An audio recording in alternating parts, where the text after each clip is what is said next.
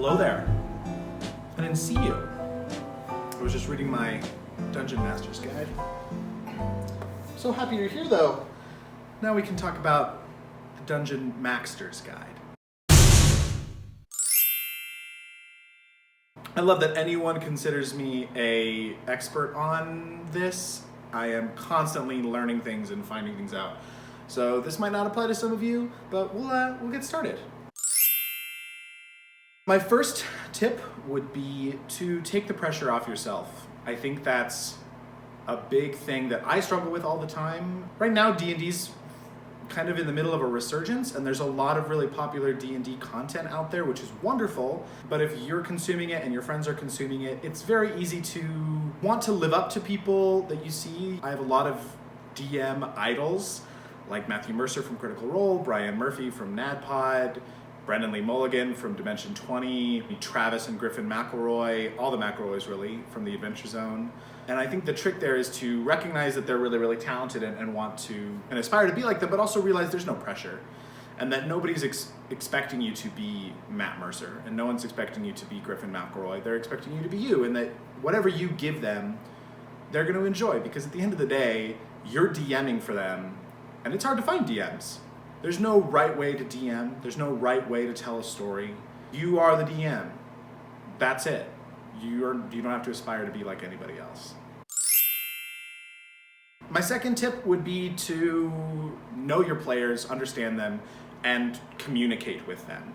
And this specifically is before you even start creating characters. A session 0 or a planning session, or at least a conversation where you talk to your players and let them know, this is the kind of story that I'm thinking about telling, this is the kind of world I'm thinking about telling. I think those are really important, not only because they set expectations, but also because your players are taking an active role in the game and in the collaborative storytelling, and they need to have at least a working idea of what's going to go on. Also, I think it's just very important to set boundaries. You know, everyone has different ones. Everyone has different things that they're uncomfortable with or that they're more comfortable with than others. I think it's very important early on to establish the tone of the game, to establish how the game's going to be played, specifically the kind of content in the game. I think there's definitely a lot of room to be had in playing like a gritty, dark, Game of Thrones-esque D&D game where there's real horrible things that happen to characters and players. But if your players aren't ready for that kind of thing and you drop it on them, it can lead to, at best, an uncomfortable experience, and at worst, a traumatic experience that forces them to leave the table and stop playing with you. Even descriptions of graphic violence can sometimes be too much for people. And understanding what your players are looking for, and them understanding what you are trying to do, will just make things easier. That doesn't mean you have to spoil anything, but it's a good idea to say, hey, I want to explore some darker themes right out the gate, because then someone can go, well, I'm not interested in exploring those, so how about next campaign I'll jump in, maybe when we go a little bit lighter. My next tip, I suppose, would be just a question, which is, what do you like? I know what kinds of content I like, and therefore just want to tell a bunch of stories about that. And I think that goes for all DMs. No one wants to tell a story that they're not interested in. And that's kind of the easiest way to create a story, is just go, you know, I like these archetypes. I like these kinds of stories. I want to explore these specific themes or philosophies or whatever. It could literally just be like, I really like this module that I bought and I want to run that game. Or you could go, I really like themes of redemption. Maybe I'll run a campaign where all of the characters are looking for some form of redemption. Figure out what you like, what kind of content you like, and play into that. Build worlds and stories around that. I, as an example, love the lone gunslinger archetype in fiction, specifically like Westerns and like Star Wars and stuff like that, like your Han Solos. And I put one in every campaign ever that I think I've ever done. There has been some sort of kind of gunslinger cowboy character, because I love them and I think there's a lot of versatility to them. You know, it's a little cheesy, and sometimes I have to figure out a ham-fisted way to fit a cowboy into my fantasy setting, but it works because at the end of the day, it's what I enjoy, and I think that comes across to my players. Tying into that, my next tip would be finding that stuff that you like, finding that stuff that you're passionate about, and just consuming it like mad. Now, obviously, this is a little bit hard to do for some people. Some people are very, very busy, and so, you know, I probably spend more time than I should consuming content, I should probably be focusing on other things when I am consuming content, but this is the world that we live in.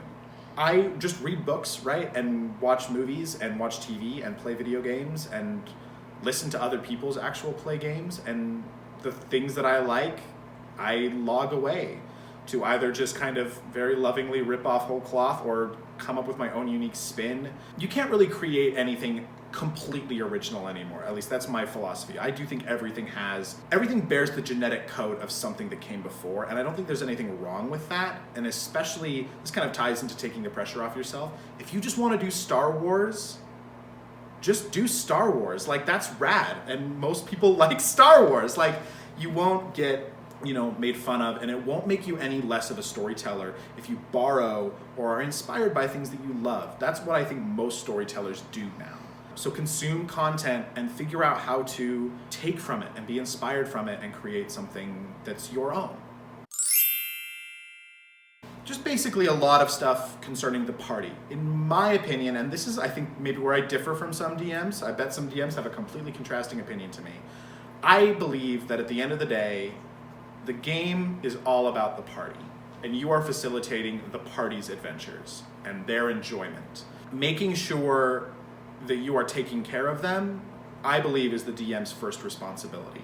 Now, that is a really wide range of topics. The things that I would specifically focus on is, I would say, when you're creating characters, really sit down with them and get an understanding of what they are going for, and make sure that you tailor their experience for them. Some people will come to a D&D game and say, all I want to do is be a hot pirate and, steal gold and kill people and like sweep other hot people off their feet, and that's all I really want to do. I'm not interested in going on some dark vengeance story or anything like that. And other people will go, I want to explore the idea of truly coming back from a horrendous murder after I have, brutally murdered all of the whatever. Like, everyone has different things they want to explore. Try not to tell them no. Try to figure out how to tell them yes when your players tell you what they want to try.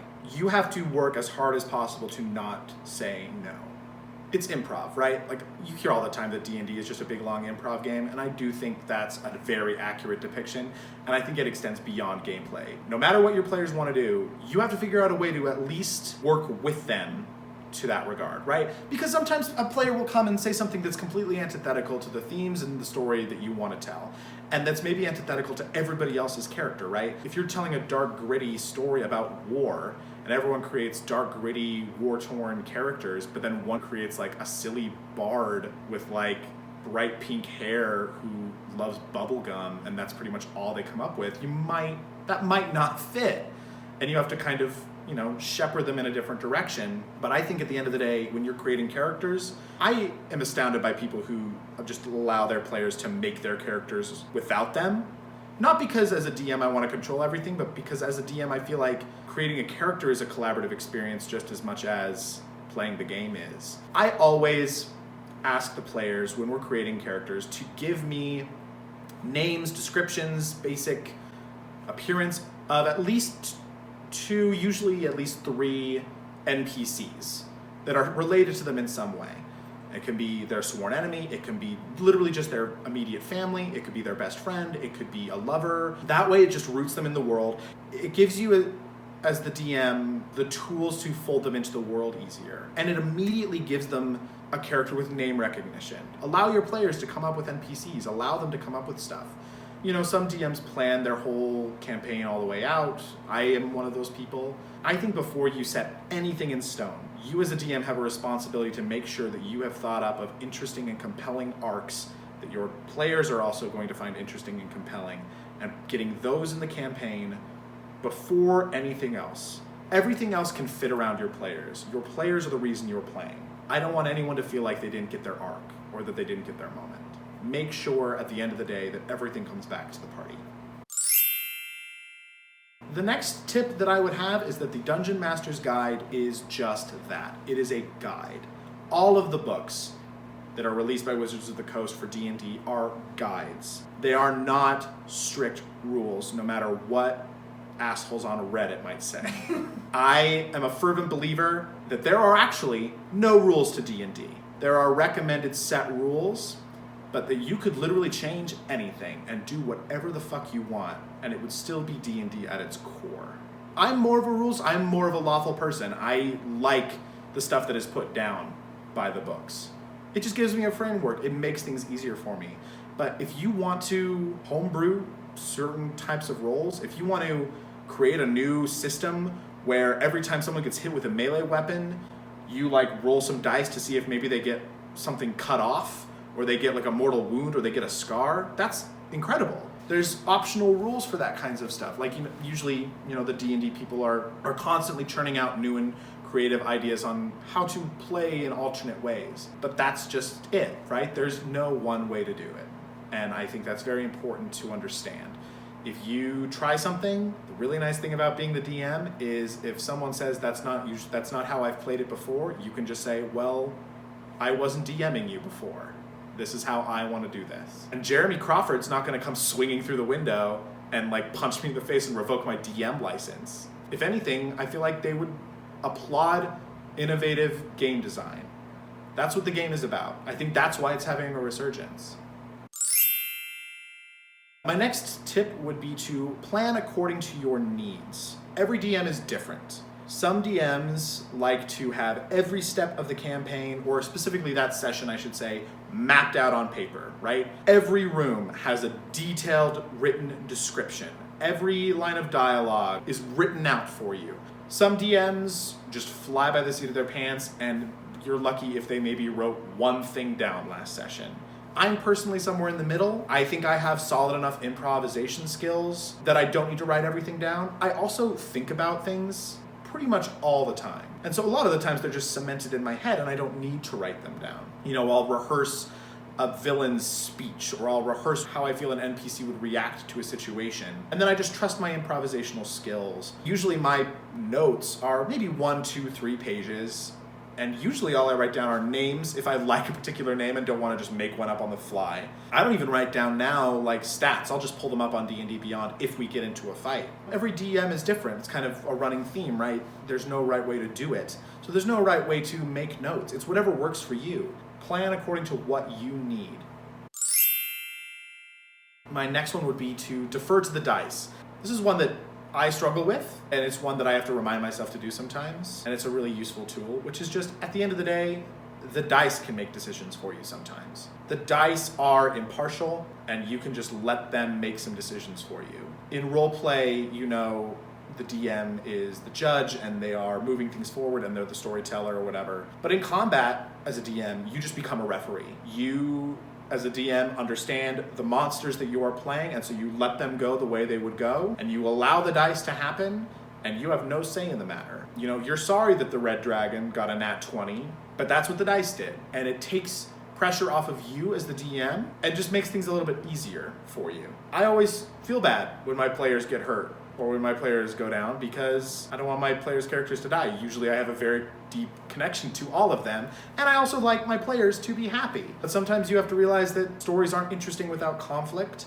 and a really easy way to take some of that stress and anxiety out of your mind is going, the dice is what the dice is, and I'm not going to overrule them. I'm gonna let them be the judge. If you find yourself in a quandary, usually there is a way to just defer to some dice and move forward. So my next one would be mistakes. The tip is not to make mistakes. The tip is that you will probably make mistakes, and that's okay. The number of times I have not forgotten, but skipped over someone in initiative, I couldn't count. Like, it happens. The number of times I've forgotten a name, or forgotten a voice, or forgotten, all manner of things, or mixed up names, or mixed up dates. Like when you're coming up with an ancient history for the world, sometimes you screw things up. That's fine. Recognizing that you're not infallible is important, and your players will be fine with it, because all you need to say is, oh, sorry, I forgot your turn, let's just plug you in right now. If you're playing with friends, usually they'll be okay with it, and if they're not, talk to them, because it's just a game. People make mistakes. I've always been of the mind that if you are trying as hard as possible to not make any mistakes, you'll probably make more than if you just work hard and have a good time and allow yourself to be fallible. Final tip, have fun at any cost. I think it is sometimes easy to forget that D&D is a fun make-believe game, and that at the end of the day, it's not real. And I think most of the time, feeling that it's real and feeling that deep emotional connection that a lot of people have to the game is wonderful and healthy and cool. There are some people who take it seriously to the point where it's damaging and they are cruel and mean to other people because people aren't playing it the way they want to play or whatever. I think at the end of the day, the DM has a responsibility to make sure everyone is having a good time. There's a very good thread on Twitter that you could probably find on my Twitter or any of our Twitters. This individual described it as metagaming fun.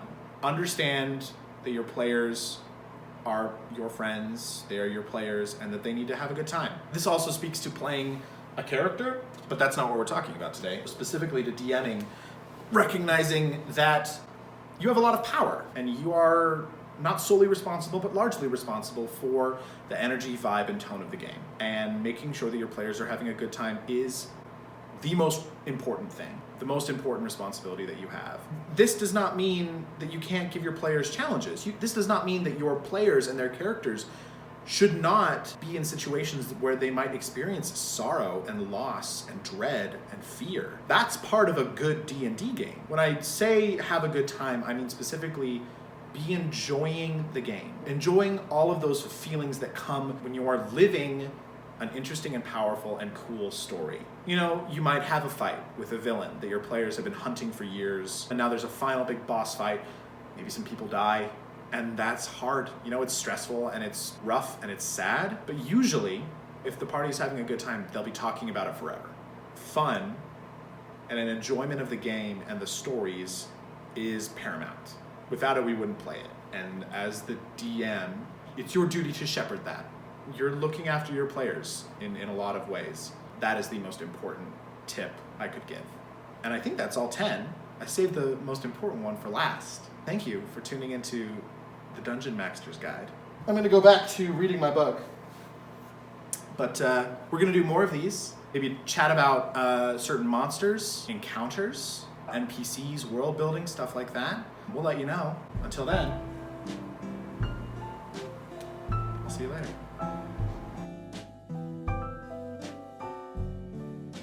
Hang on.